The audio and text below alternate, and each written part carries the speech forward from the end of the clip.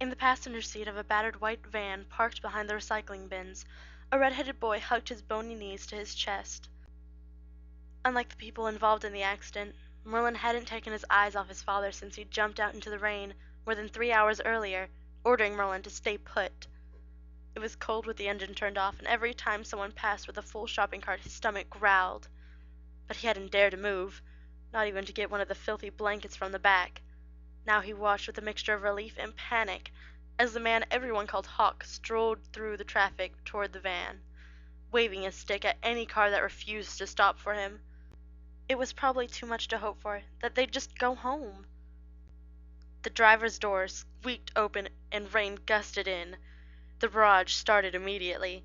"Take your feet off the seat, boy." The stick cracked across Merlin's knees before he could move, stinging through the holes in his jeans. "What are you shivering for?" Seeing the pretty blonde girl in the windbreaker stand up to his father made Merlin bold. He muttered, "I wouldn't be shivering if you let me have a spell." This earned him a sharp look. A spell? And what good would that have done? "I could have made spellfire."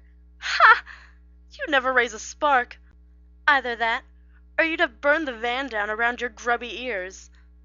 "I could have tried." Merlin could hear his own voice growing fainter. "Meaning you don't usually try?" His father's tone was dangerous. But Merlin was spared a second whack from the stick as Hawk's yellow gaze had fixed itself back on the supermarket doors, obviously a lot more interested in the girl than he was of his son. "You know very well we need every live spell we've got for the opening next weekend," he went on, still not looking at Merlin. "That's 2 wasted this morning. Already. And nothing to show for it." He reached under his scarf, pulling out something that looked like a dead leaf, and flung it into Merlin's lap. Merlin cringed, but caught the spell by reflex. It was cold, as only a dying spell can be. His father must have used up most of it, making himself look old and frail. She wasn't one of us then?" He surreptitiously shifted the spell from hand to hand. "She's one of us all right," his father said very softly. "Even saw through the illusion I cast. It's a long time since anyone's done that to me." Merlin blew on his left hand, shifted the spell again. "Then she's going to join us?" "Oh, yes. She just doesn't know it yet." "Good!" He must have sounded too eager. His father's eyes narrowed. "Don't think I'm finished with you yet, boy. You might be the most useless spell mage ever to carry the ancient blood in your veins. If anyone deserves to be called a caster, it's you. But you're still my son. I won't let you make a laughingstock of me. I'll be keeping Red-Eye a little longer." Merlin's heart sank. He'd been hoping his father might let him have Red-Eye back once the spell clay was complete. Sometimes the thought of his poor, defenseless mouse locked in the cellar made him physically sick. He quickly thought of something else before the link he shared with his familiar could drag him into the dark again. "She isn't going to be easy as the others," his father continued, his gaze back on the supermarket doors. "She's got a family, so we're going to have to be careful. And she's a smart little thing. Powerful, too. Though she doesn't seem to know it yet. I'm looking forward to teaching her, but if we're going to catch this year's opening, we'll have to move fast. No time for the soft touch." Again, those eyes blazed gold. Merlin crouched in his seat, trying to make himself as small as possible.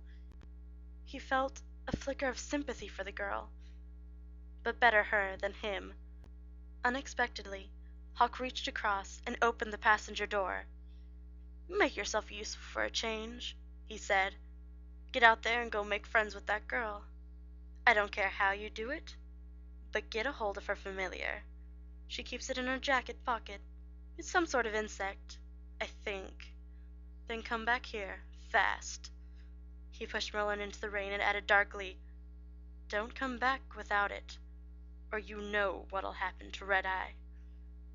Merlin's legs turned weak. He clung to the door. But what if she won't give it to me?" "Use your brain. She looks about your age. It shouldn't be too hard, even for you. Get my spell back, too, if you can. Oh, and I suppose you better recycle this one on your way, or we won't be getting any more visits from the thralls. Not that we'll need them after the weekend, but no sense alerting them to our plans before we're ready," he chuckled. Merlin had dropped the icy spell on the floor of the van, hoping his father wouldn't notice. Now it was thrust back into his hand, and his fingers cruelly crushed around it. "It's in your own interest to help me," Huck said, still crushing Merlin's hand. "When she joins us, I'll no longer need you and Red-Eye." Merlin had thought of little else since he'd seen his father bait the first trap all those years ago. He bit his lip and nodded. The rain was going down his neck, water was seeping through the holes on his old gym shoes, and the dying spell was slowly turning his arm numb. But he knew better than to let his discomfort show. The more fuss he made, the longer the torture would continue. At last, his father released him. "Hurry up, then," Huck said, with a cold little smile. "Before she goes home."